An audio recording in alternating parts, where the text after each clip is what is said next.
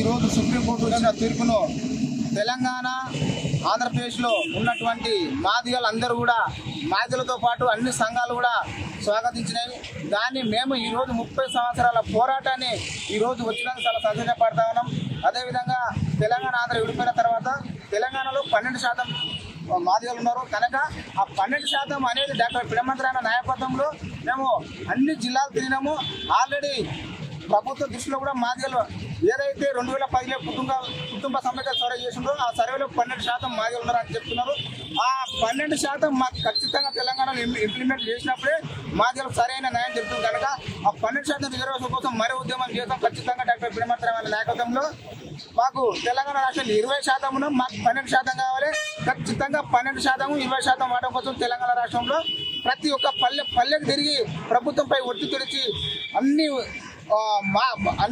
దళిత జాతులకు న్యాయం జరిగే విధంగా పోరాటం చేస్తామని నాకు ఈ అవకాశం ఇచ్చిన పెద్దలందరూ ధన్యవాదాలు తెలియజేస్తున్నాను. మన పిడమర్తి రమణ నాయకత్వంలో ఈరోజు మన మాదిగ జేఏసీ ఆధ్వర్యంలో ఈరోజు మనకు సుప్రీంకోర్టు మనకు వర్గీకరణ చేయడం అనేది మనకు 60 లక్షల మంది మాదిగ జనాభాకు ఈరోజు శుభ పరిణామము. ఎందుకంటే గత మూడు దశాబ్దాలు అంటే 30 సంవత్సరాల ఉద్యమము ఈ రోజుది కాదు, ఇప్పటిది కాదు. ఈ ఉద్యమము ఎన్నో పోరాటాలు ఎన్నో ఉద్యమాలు చేసినాము.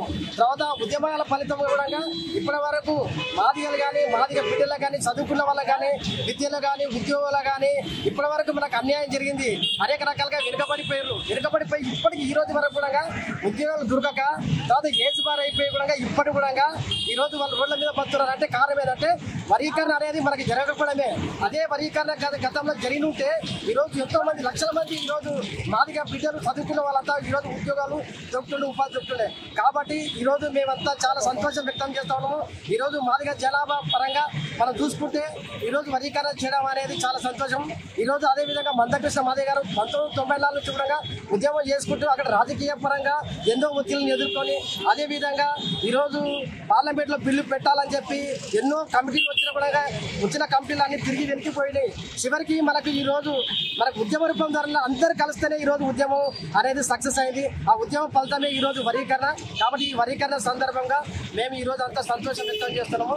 ఈ సంతోషాన్ని అందరూ స్వీట్లతో పంచుకుంటూ అదేవిధంగా ఈరోజు మామనార్ జిల్లాలో అదేవిధంగా మాదిగ జేఏసీ మన పిడమర్తి రమణ కూడా ఇప్పుడు ఓన్లీ వర్గీకరణతో పాటు మాదిగ జనాభా పాపులేషన్ తెలంగాణ రాష్ట్రంలో ఎంత జనాభా ఉంది, జనాభా ప్రకారం సుప్రీంకోర్టు డైరెక్ట్ రాష్ట్రాలకు ఒక మాట చెప్పింది, మీరు స్వయం ప్రతిపత్తి తీసుకొని జనాభా ప్రకారము మీరు వర్గీకరణ చేసుకోండి అని చెప్పింది.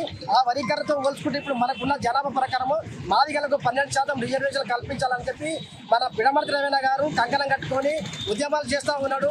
ఇది అనేది కాన్సెప్ట్. మాకు ఇది 12% రిజర్వేషన్లు మనకు అయితేనే ఈ వర్గీకరణకు మాకు కొంత తృప్తి ఉంటుంది. ఈ 12% వర్గీకరణ కోసాన్ని కూడా మేము ముఖ్యమంత్రి సీఎం రేవంత్ రెడ్డి గారిని మేము కలుస్తాము. కలిసి ఆయన కూడా ఈరోజు అసెంబ్లీలో ఒక మంచి మాట చెప్పడం అనేది ఈరోజు మాదిగ జాతి ముద్దు బిడ్డలకు అంత శుభ పరిణామం. తక్షణమే ఎంబడే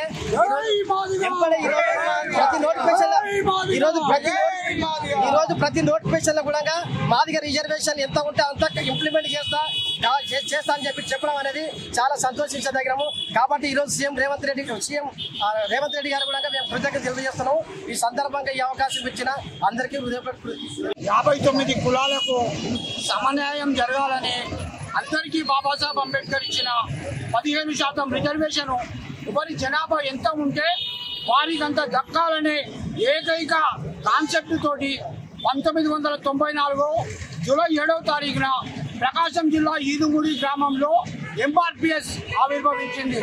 ఆ ఆవిర్భవించిన ఎంఆర్పిఎస్ దశలుగా ఉద్యమం చేస్తూ ఉమ్మడి ఆంధ్రప్రదేశ్ వ్యాప్తంగా మాదిగలను చైతన్యం చేస్తూ మాదిగ ఉపకులాలను చైతన్యం చేస్తూ మా న్యాయమైన వాటా మాకు దక్కడం లేదు అని రాజకీయ పార్టీలు న్యాయస్థానాల దృష్టికి తీసుకొని వెళ్ళిన అనేక రూపాలలో తీసుకొని వెళ్తే ఈరోజు సుప్రీంకోర్టు మా న్యాయమైన ఉద్యమాన్ని గుర్తించి మాదిగ ఉపకులాలకు కూడా బాబాసాహెబ్ అంబేద్కర్ ఇచ్చిన రిజర్వేషన్ దక్కాలని ఈరోజు తీర్పు ఇవ్వడం చాలా సంతోషకరము.